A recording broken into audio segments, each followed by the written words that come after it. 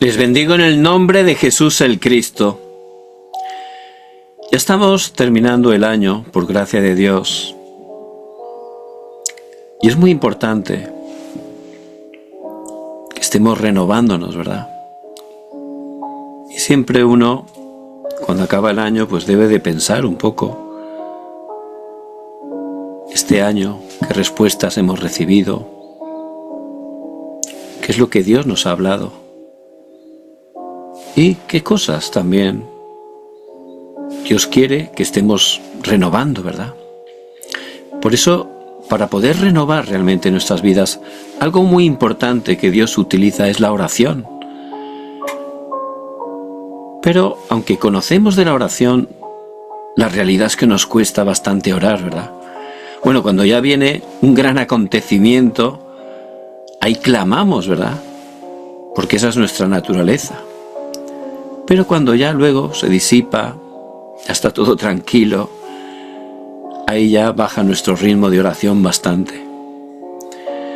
Por eso tenemos que estar renovando la oración para poder renovar nuestra vida espiritual. Y de esa manera todo será renovado, cada área, no solo en nosotros, sino a nuestro alrededor, incluso hasta lo último de la tierra. Dios levantará obras si empezamos a disfrutar la verdadera oración. Pero ¿cómo? ¿Cómo tenemos que orar? Que en este día, especialmente a través de la palabra, podamos estar obteniendo la respuesta. Y vamos a hacer juntos una oración para que nuestro amado Dios esté dirigiéndonos en todo. Vamos a orar.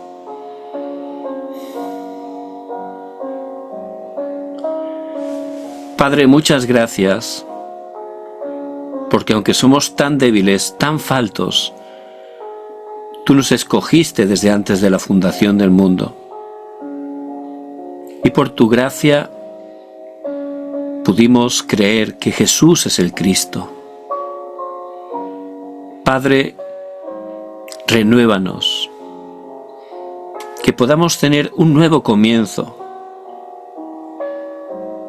que podamos cambiar totalmente nuestro estado espiritual para que tú puedas utilizarnos como un instrumento para proclamar tu evangelio.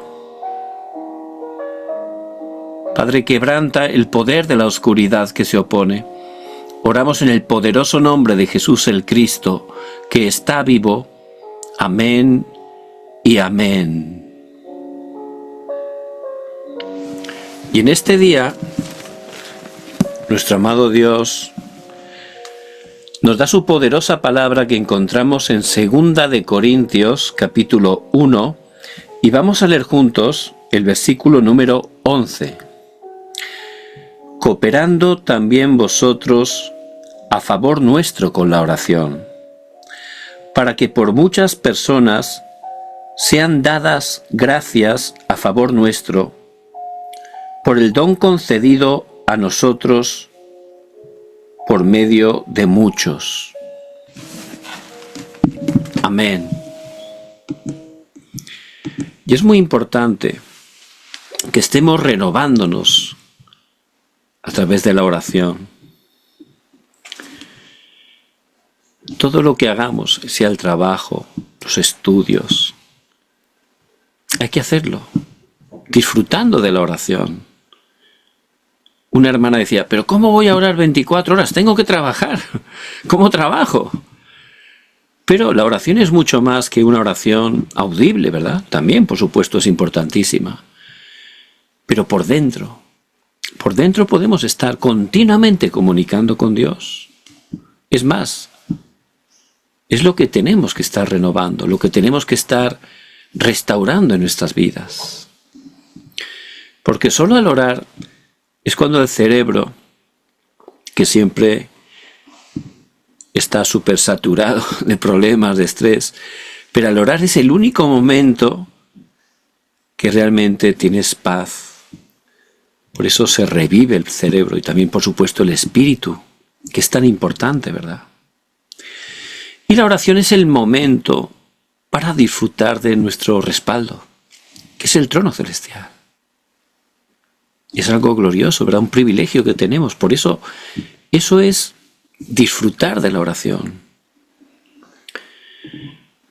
Y por supuesto, si entendemos correctamente el Evangelio, es cuando vamos a poder entender y disfrutar correctamente de la oración.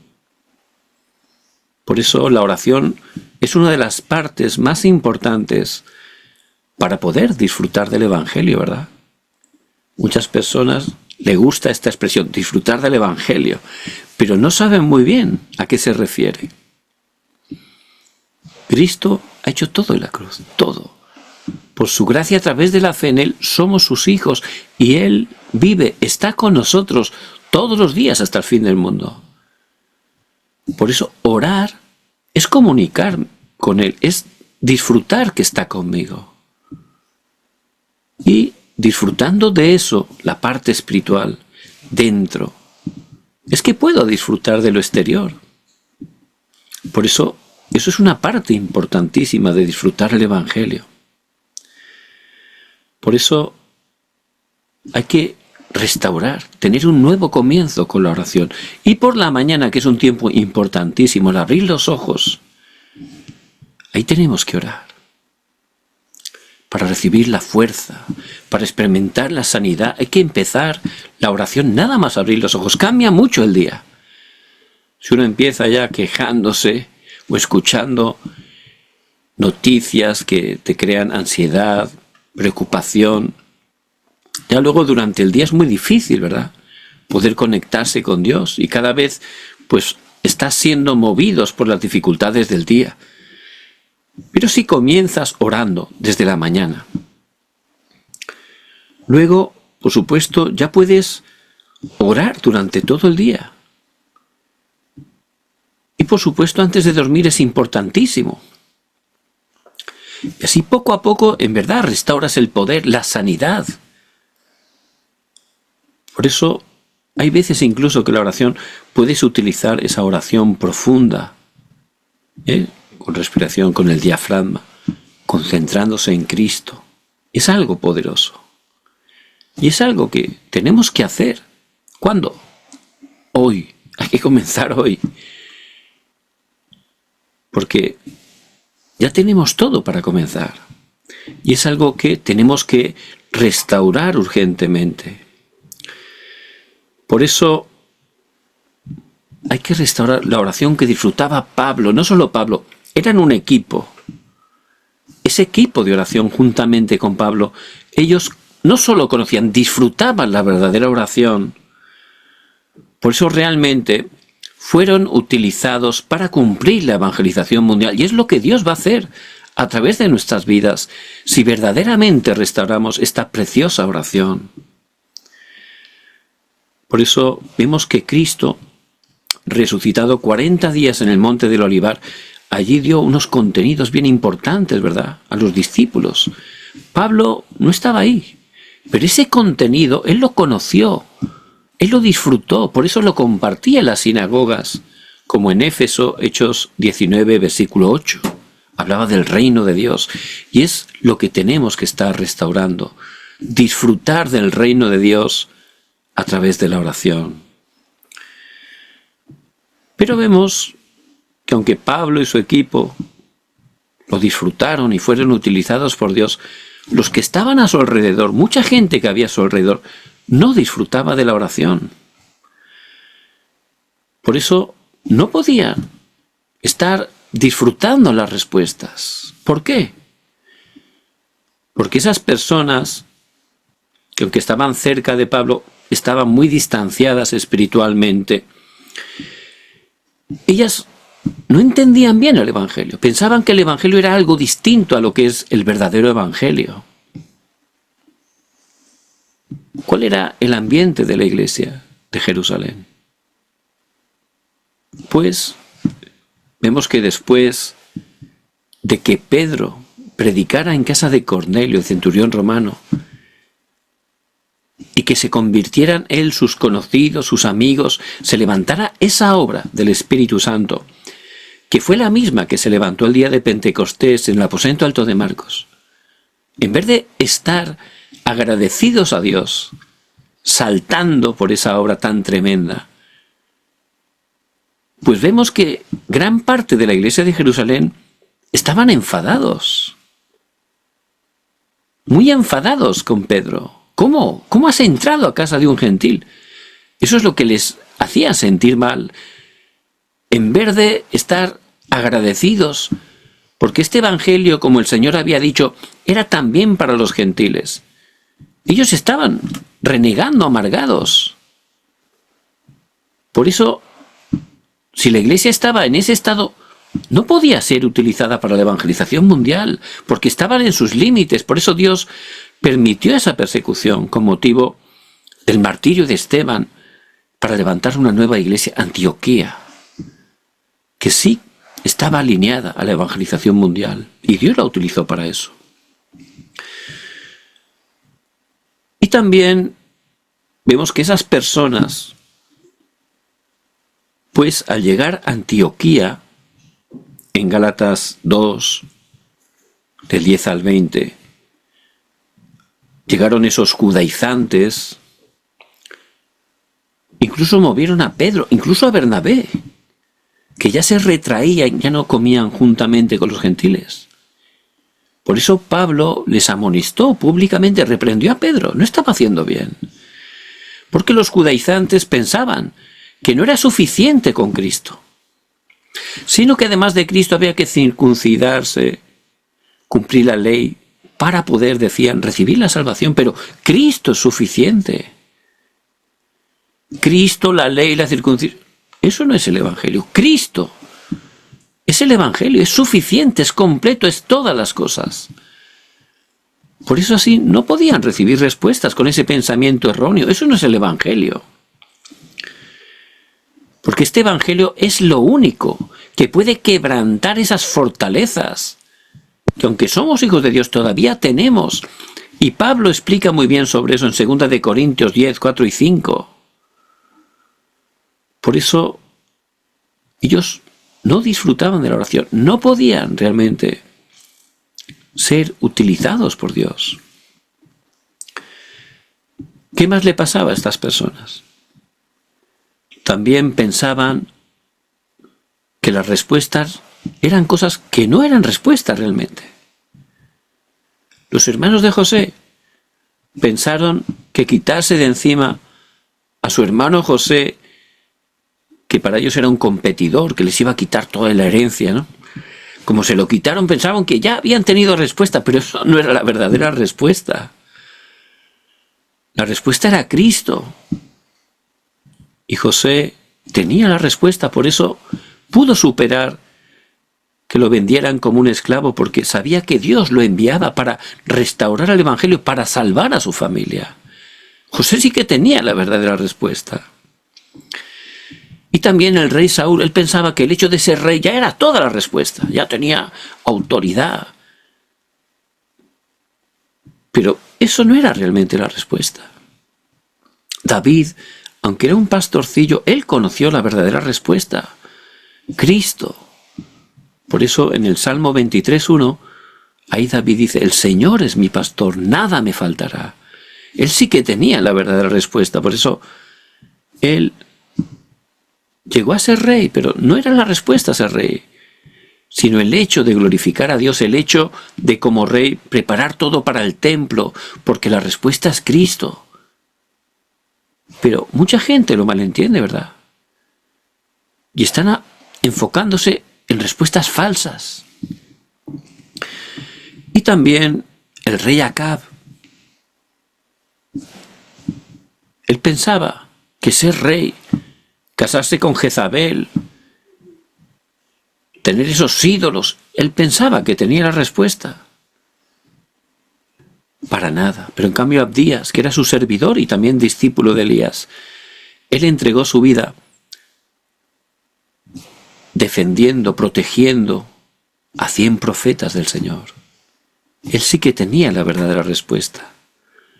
Por eso Dios utilizó grandemente a Abdías y Acab desgraciadamente fracasó. Y también ese tipo de personas pensaban que su futuro no era realmente el futuro. Ellos, cuando eran esclavos, el pueblo de Israel, por perder el Evangelio, ya pensaban que no había otra cosa. Tenían que resignarse, que iban a ser esclavos para siempre. Pero en cambio, Jocabed lo entendió. No era ese futuro el que Dios tenía para ellos. Por eso desafió. Ella grabó el Evangelio a Moisés. Y Moisés con 80 años lo entendió. Por eso el Señor le dijo, Éxodo 3:18, que hiciera sacrificio de sangre. Cristo, porque solo Cristo puede cambiar nuestro destino. Y también, por perder el Evangelio, llegaron a ser cautivos 70 años en Babilonia. Y la mayoría del pueblo de Israel, en ese estado de cautivos, pensaban que era ya su futuro, que ya no podrían regresar. Pero allí Dios, a través del profeta Isaías 7:14, por tanto, el Señor mismo os dará señal. He aquí la Virgen concebirá y dará a luz un hijo y llamará su nombre Emmanuel. Dios con nosotros. Esa es la respuesta. Cristo, Emmanuel, Dios que vino para salvarnos, para darnos la verdadera libertad, la verdadera vida, para salir de la esclavitud, del cautiverio, del fracaso. Esa es la verdadera respuesta. Ese es el futuro en Cristo. Ya tenemos el futuro garantizado. Pero constantemente perdía el pacto el pueblo de Israel. Por eso llegaron otra vez a ser colonizados por los romanos. Y pensaban que ya no podían salir de ahí, ¿verdad?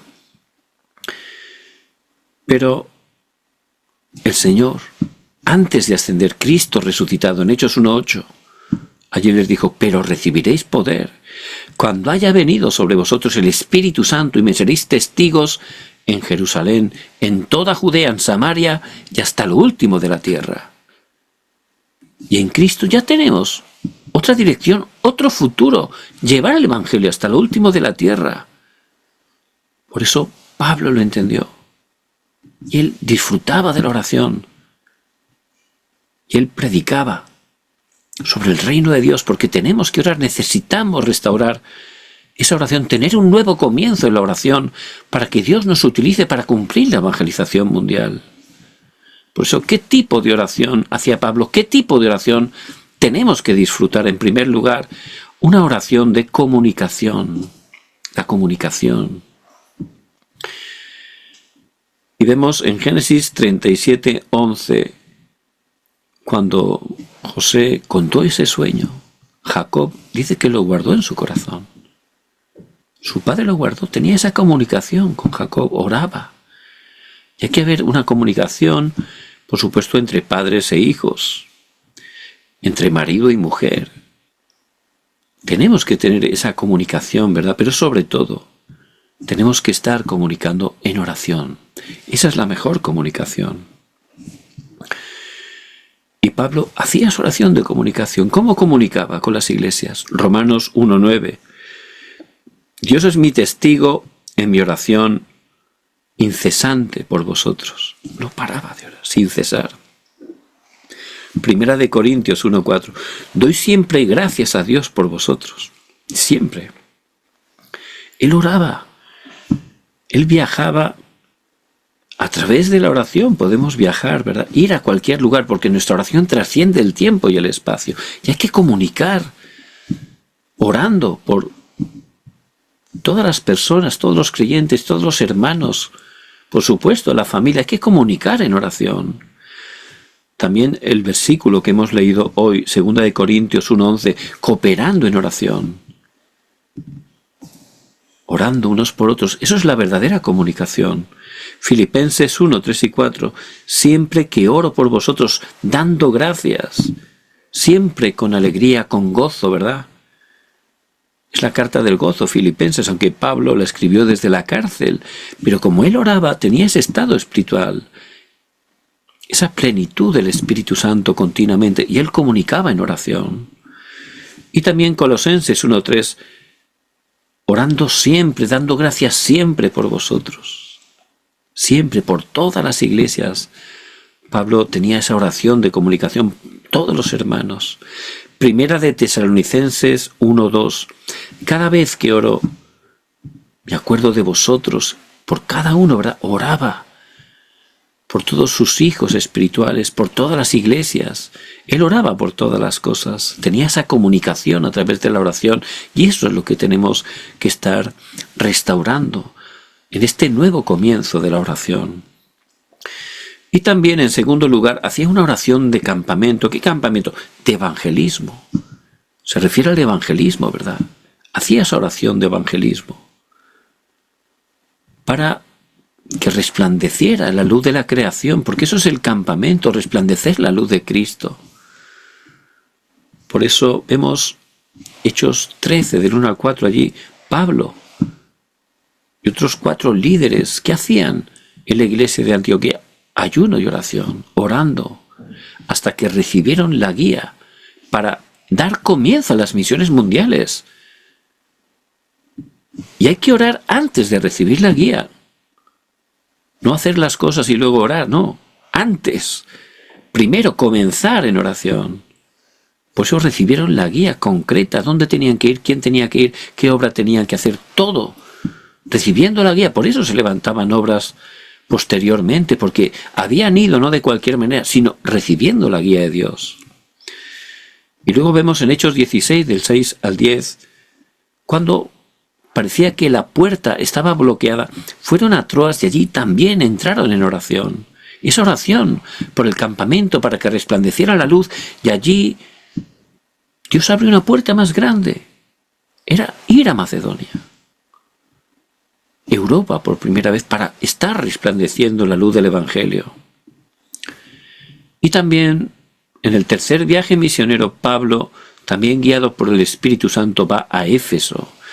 Y allí encuentra a unos discípulos, 12, pues que realmente no tenían ni la salvación.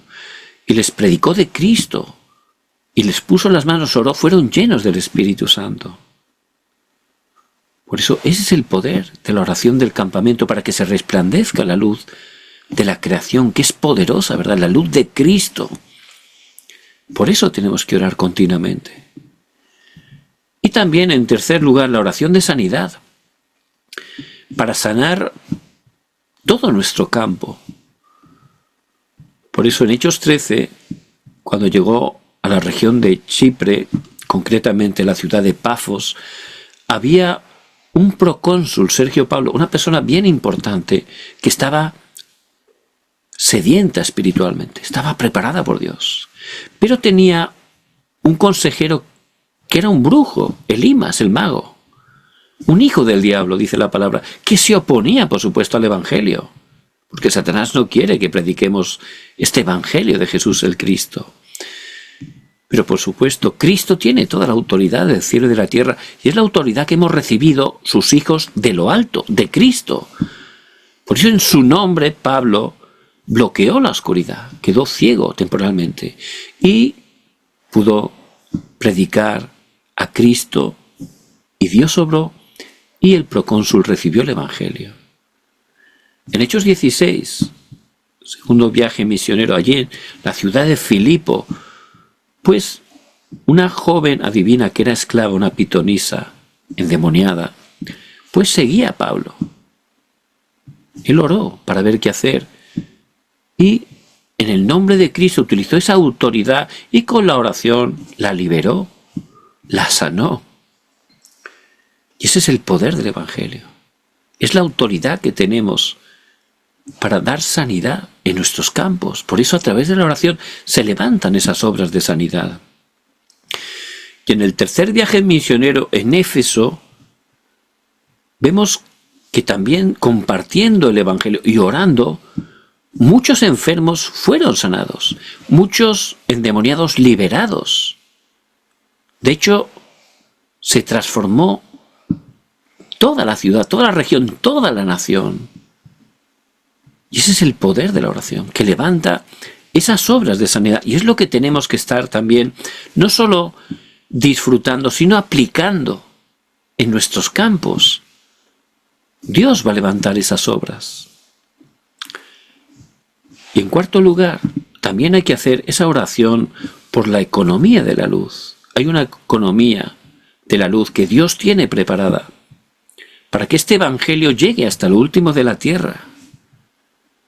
Por eso, en Romanos 16, vemos una larga lista de colaboradores, protectores, hospedadores, que juntamente con Pablo formaron un equipo que orando realmente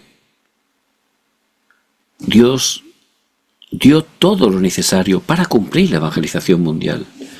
Por supuesto, esa oración para restaurar la economía de la luz, para salvar la iglesia, pero también para hacer las misiones y para salvar la posteridad. Por eso hay que estar orando, para que el Señor también provea de lo necesario para cumplir su plan. Y oraron hasta el punto que dice en Romanos 16, 20, que Satanás cayó de rodillas. Y ese es el poder del Evangelio, que quebranta la oscuridad. Porque Él nos dio lo que estaba oculto desde tiempos eternos. Romanos 16, 25, que se ha manifestado ahora. Romanos 16, 26. Y por la eternidad, versículo 27, el Evangelio. Ese Evangelio que es poder de Dios para salvación. Por eso Pablo y su equipo lo disfrutaban, oraban. Y Dios, para cumplir y para compartir este Evangelio, quebrantó la oscuridad y le dio todo lo necesario. Por eso, el hecho de poder ofrendar a Dios de lo mucho que nos da, eso es un privilegio, es un camino para restaurar la bendición de la economía, de la luz. Y tenemos que estar orando, ¿verdad? Para que Dios esté levantando esa economía de la luz, no para un uso personal en absoluto, sino para estar levantando esas iglesias que estén levantando esos 3 atrios y puedan salvar naciones enteras, esas misiones se puedan cumplir y, como he dicho, también podamos salvar la siguiente generación. Por eso tenemos que estar entregando todo lo que somos, lo que tenemos, todo, para que este Evangelio sea proclamado. Y el equipo de Pablo recibió respuestas al 300%. Porque ellos siempre estaban ayudando a los evangelistas para que fuera predicado este Evangelio. Hay que orar también por eso. Y en quinto lugar, la oración del trono. Orando por las cosas más importantes de mi vida. Hay que estar orando delante del trono. Pablo dice en 2 de Corintios 12, versículo 2, que oraba tan profundamente que fue al tercer cielo, así de profundamente oraba. Y él oró también porque estaba enfermo, pero el Señor le dijo, bástate mi gracia, porque mi poder se perfecciona en la debilidad. Tuvo respuesta a la oración. Dios, para guardarlo, para cuidarlo, para que Pablo, que era tan utilizado por Dios, no cayera en orgullo, Dios permitió una enfermedad. Era para bien. Porque si él no hubiera estado enfermo, pues era muy fácil que hubiera caído en la jactancia, en el orgullo, y hubiera fracasado, ¿verdad? Pero eso le ayudaba a entender que dependía de Dios, que la obra la hace Dios. Por eso fue realmente algo con lo que Dios le bendijo, ¿verdad? Por eso hay que orar por todas las situaciones que estamos experimentando. Si no oramos, pues a veces podemos ser engañados por malentendimiento. Pero al orar Dios nos va a mostrar su plan, cuál es la razón, qué es lo que Él está haciendo. Y eso nos ayuda a poder estar firmes y poder levantarnos para estar predicando este Evangelio. Por eso hay que estar restaurando esta oración, teniendo un nuevo comienzo y llegando a orar esas 24 horas. Hasta ese punto lo tenemos que disfrutar. Con lo que vemos, con lo que oímos, con lo que pensamos. Hay que cambiar la oración y hay que orar ahora, aquí, en cada lugar donde estamos, estar orando 24 horas. Si empezamos a disfrutar la oración a ese nivel, llegará un momento que se levantarán respuestas de las 25 horas. Se levantarán las obras del reino de Dios. Incluso se levantarán obras maestras eternas que quedarán como señales de guía para las siguientes generaciones. Por eso vemos cómo siempre José oraba, siempre. Mas el Señor estaba con José. Pero el Señor estaba con José. Era una característica que aparece en la vida de José, siempre. ¿Eso qué significa? Que él estaba siempre en oración. Por eso no era engañado, podía ver claramente el plan de Dios en todos los eventos. Y también David, ¿verdad? Especialmente en esos años tan difíciles, cuando era injustamente perseguido por el rey Saúl y sus soldados. Él siempre oraba, y Dios le guiaba, lo protegía, lo salvaba. Incluso tenía esa misericordia por su perseguidor, por Saúl, al cual le perdonó la vida varias veces, porque él quería salvarlo. Y eso es la oración, ¿verdad? Que nos ayuda a no caer en el rencor, en el engaño de Satanás, y a tener un corazón ardiente por salvar las almas, por ayudar a los afligidos. Y eso es la oración. Y Pablo, por supuesto, orando en todo tiempo, Efesios 6:18, en todo tiempo, eso son las 24 horas. Por eso Pablo también fue grandemente utilizado por Dios. Por eso que todo lo convierta en oración, todo. Un problema, conviértalo en oración. Una dificultad, conviértala en un tema de oración. Todo. Que estén comunicando con esa oración. Y por supuesto, también que podamos preguntar de manera sincera delante de Dios. Él nos va a dar respuesta porque somos sus hijos, ¿verdad? Y tenemos muchas promesas de respuesta a la oración en su palabra. Si algo pidieres en mi nombre, yo lo haré. Juan 14:14. Clama a mí y yo te responderé y te mostraré cosas grandes y ocultas que tú no conoces. Jeremías 33:3. Tenemos que estar restaurando urgentemente la oración. Y también la oración en voz alta es algo bueno, ¿verdad? Porque oramos, escuchamos, pensamos. Eso restaura totalmente mi cerebro, mi alma, mi cuerpo. Se conecta totalmente al trono celestial. Y se levanta la sanidad, se levanta y se restaura el poder espiritual en nuestras vidas.